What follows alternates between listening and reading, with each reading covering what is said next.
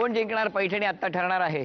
10-10 संधी मिळणार आणि त्याचबरोबर हे समोर ज्या प्लास्टिकच्या बाटल्या आहेत की जे काही आहे ती वस्तू अचूक उडवायची आहे. थेट लागलं पाहिजे. जर टप्पा पडून लागलं तर उपयोग नाही, लक्षात ठेवा. आणि ते पडायला पाहिजे, नुसतं तिथे लागून उपयोग नाही. बघूया ज्या वहिनींची गुणसंख्या जास्त त्या ठरणार आजच्या भागातल्या होम मिनिस्टर, ज्यांना मिळणार आहे पैठणी. 1 2 3 रेषेच्या पाठी. 1 2 3 4.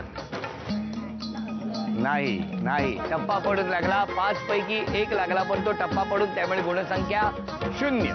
वहिनी तुमच्याकडे आता पुढचे 5 चे.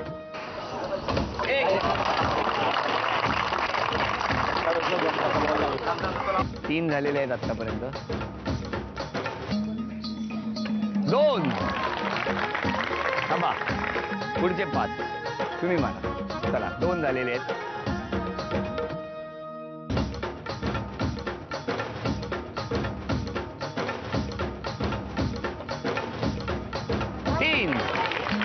3. चला इथे 3 झालेली आहे गुणसंख्या. पहिली 4 ती जिंकण्यासाठी तुम्हाला गुणसंख्या आवश्यक आहे आणि 3 झाली तर पुन्हा आणखी 1 संधी मिळू शकते. चला 3-0 ही गुणसंख्या. मारा वहिनी.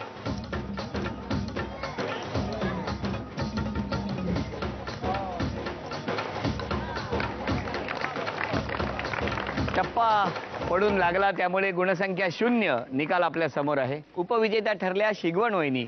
त्यांना झी मराठीकडून ही भेटवस्तू आणि आजच्या भागातल्या होम मिनिस्टर ठरल्या पै वहिनी. त्यांना तथास्तू पुणे यांच्याकडून ही पैठणी.